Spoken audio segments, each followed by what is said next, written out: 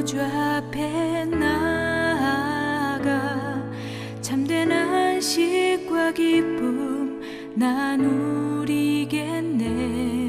경배하며 주의 얼굴 구할 때 신실하신 주님 찬양해.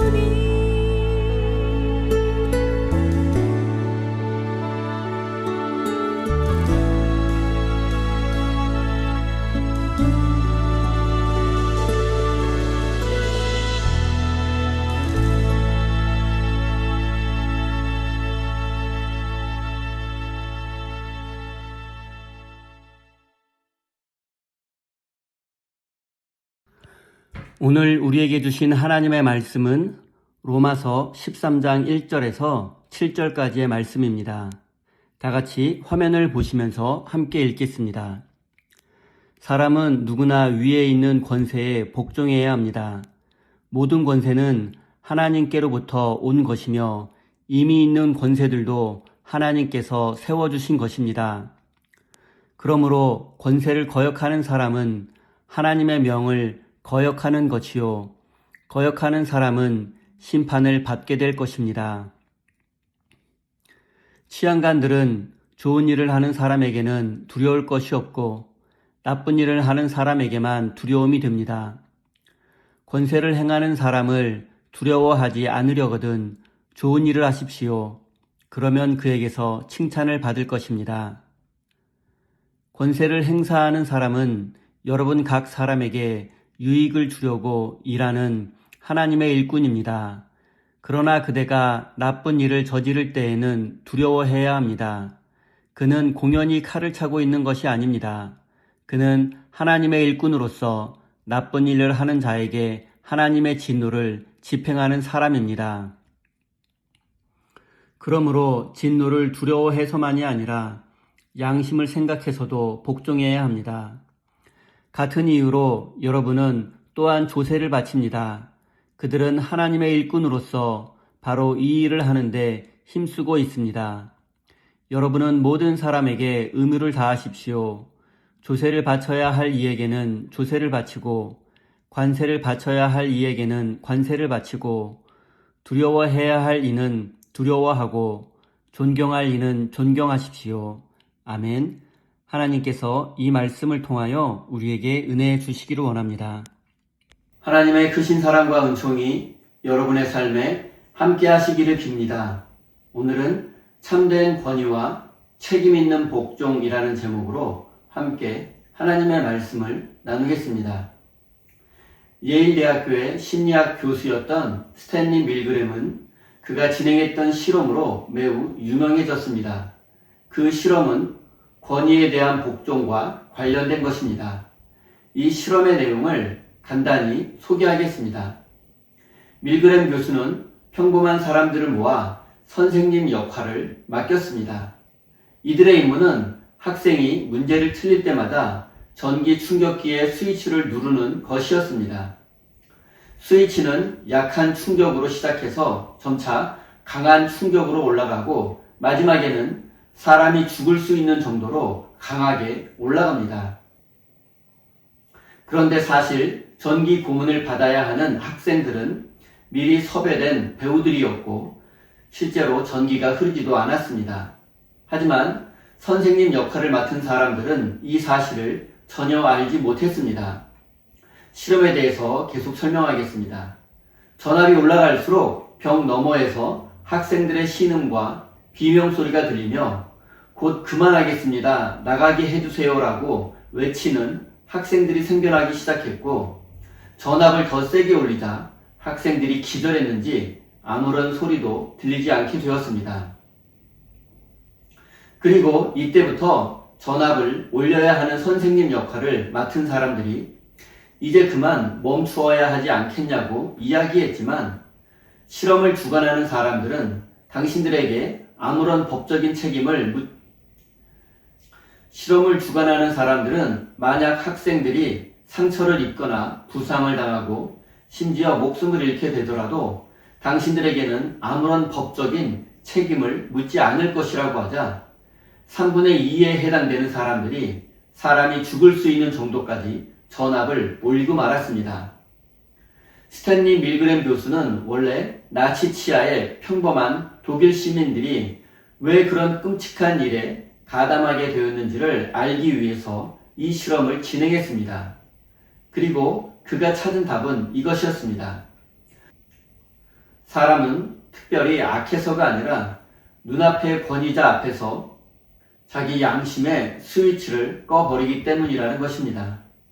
풀어서 말씀드리면 인간은 권위자의 명령 앞에서는 자신의 이성과 양심, 심지어 도덕적 판단마저 너무나 쉽게 마비시킨 채 맹목적으로 복종하는 연약하고도 위험한 존재라는 사실입니다.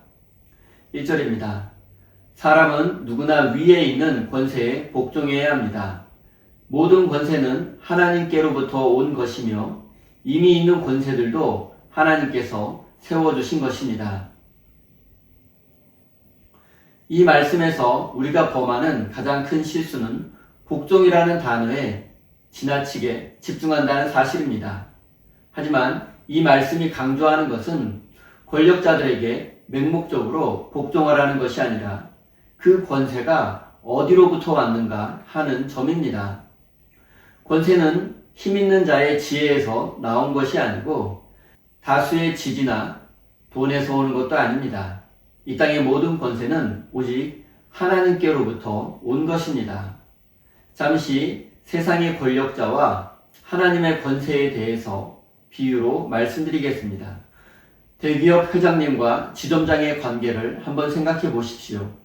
지점장은 그 지점 안에서 결재권을 행사하고 직원들을 지휘하는 권한을 가집니다.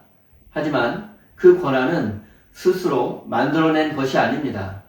그의 권한은 본사 회장님이 지점장으로 임명했기 때문에 가지는 임시적인 권한입니다.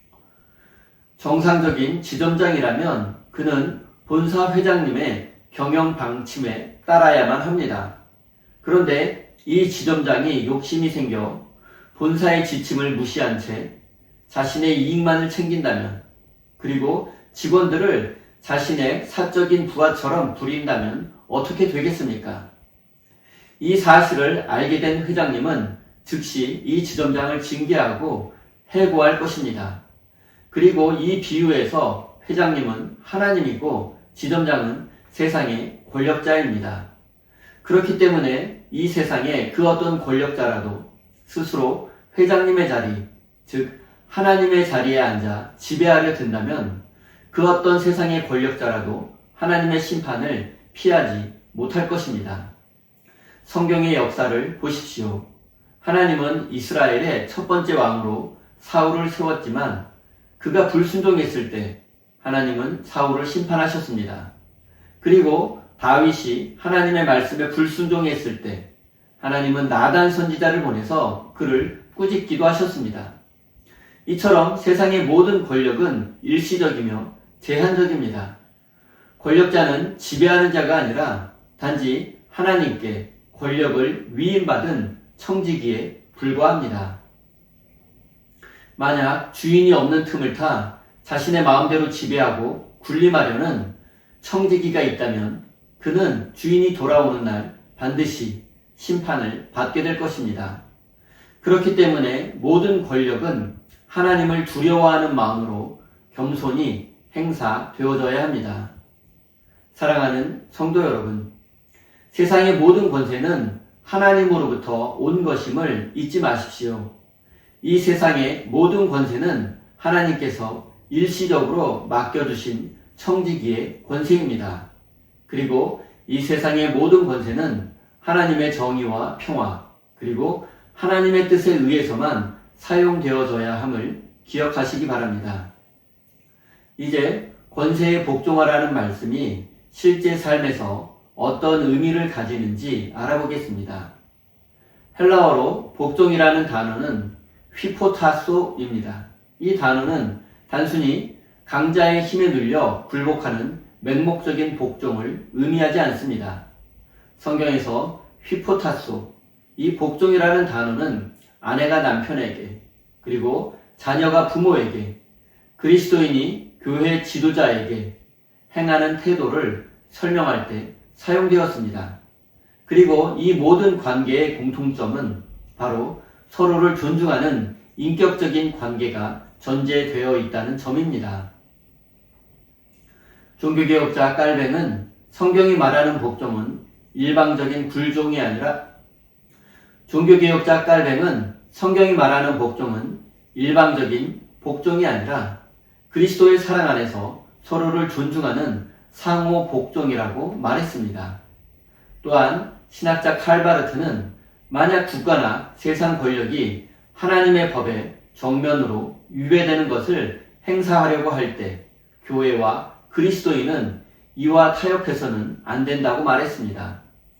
만약 국가 권력이 하나님의 뜻을 거슬러 우상 숭배를 강요하거나 인간의 존엄성을 짓밟고 불의를 행한다면 그리스도인은 저항과 순교의 길을 각오해야 합니다. 우리가 세상 법을 지키고 질서에 순종하는 것은 권력자 개인이 무서워서가 아닙니다. 하나님께서 사회의 최소한의 평화와 안전을 유지하기 위해 허락하신 창조의 질서와 도구를 존중하기 때문입니다. 사랑하는 성도 여러분, 세상의 헛된 권세를 향한 맹목적인 복종을 단호히 거부하고 오직 하나님 한 분만을 두려워함으로 세상 속에서 타인을 존중하되 불의와는 타협하지 않는 품격 있는 그리스도인이 되시기를 바랍니다. 이제 이 시대를 살아가는 그리스도인의 구체적인 삶의 방식이 어떠해야 하는지 알아보겠습니다. 여기서 중요한 것은 그리스도인은 이 세상에 속한 사람으로 살아가지만 동시에 하나님 나라의 백성이기도 하다는 사실입니다. 그리스도인은 이 세상과 하나님 나라, 이 두 나라에 모두 속한 일종의 이중 국적자라고 할 수 있습니다. 하나님 나라의 백성으로서 우리는 이 세상의 정치와 사회 문제에 대해서 어떤 태도를 취해야 하겠습니까? 세상은 어차피 악하니까 우리는 아무 상관없다고 생각하며 방관자로 살아야 합니까? 아닙니다. 이것은 무책임한 회피입니다. 그리스도인은 세상 권력자들이 하나님의 정의를 두려워하며 백성들을 정의롭게 다스리도록 기도하고 또 감시해야 합니다. 그리스도인들이 단순히 개인 구원과 개인 영성에만 머물러 있는 것이 아니라 이 세상을 더 정의롭고 평화로운 세상이 되도록 만들어 가야 합니다. 그리고 그 방법은 폭력을 앞세운 혁명이 아니라 예수 그리스도께서 우리에게 보여주신 사랑입니다. 진정한 힘은 군림하는 데 있는 것이 아니라 낮아지고 섬기는 데 있습니다. 사랑하는 우리 세임교회 성도 여러분, 진정한 복종은 우리의 삶의 자리에서 그리스도의 사랑을 실천하여 이 세상에 하나님의 정의와 평화가 강물처럼 흐르게 하는 것임을 마음 깊이 새기시고 이 세상을 하나님 나라로 만들어가는 믿음의 사람이 되시기를 예수님의 이름으로 축원드립니다. 우리 다 함께 주신 말씀 가슴에 새기며 기도의 자리로 나아가겠습니다.